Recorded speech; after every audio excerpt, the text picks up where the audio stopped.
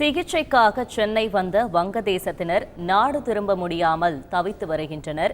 புற்றுநோயால் பாதிக்கப்பட்ட வங்கதேசத்தை சேர்ந்த மூதாட்டி சிகிச்சைக்காக தமிழகம் வந்த நிலையில் தற்பொழுது நாடு திரும்ப முடியாமல் தவித்து வருகிறார். இது பற்றின கூடுதல் விவரங்களை செய்தியாளர் கசாலி வழங்க கேட்கலாம். கசாலி, வணக்கம். இது பற்றின மேலும் விவரங்களை பதிவு செய்யலாம். வங்கதேசத்தை சேர்ந்தவர் சுசில் ரஞ்சன்.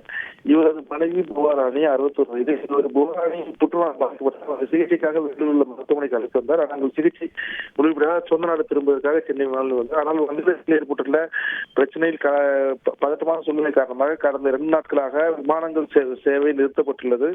இதனால் அவர் சென்னையிலிருந்து டாக்கா செல்லும் விமானத்தில் பதிவு செய்த டிக்கெட்டை பயன்படுத்த முடியாதால் அவர் வேறு எங்கும் செல்ல முடியாமல் விமான நிலையத்தை தவித்துக் கொண்டிருக்கிறார்கள். மேலும் அங்கு பதட்டம் சூழ்நிலை குறைந்த பிறகு விமான சேவை தொடங்க மத்திய அரசு அனுமதி அளித்தால் விமான சேவை தொடங்கப்படும் என்றும் அதுவரை அவர்கள் விமானத்திலும் தங்க வேண்டிய சூழ்நிலை ஏற்பட்டுள்ள நிலையுள்ளது. மேலும் அவர்களுக்கு தேவையான உதவிகளை வழங்குவதற்காக விமான நிலைய அதிகாரிகள் முயற்சிகள் செய்து வருகிறார்கள். விவரங்களுக்கு நன்றி கசாலி. செய்திகளை உடனுக்குடன் தெரிந்து கொள்ள உடனே சப்ஸ்கிரைப் பண்ணுங்க.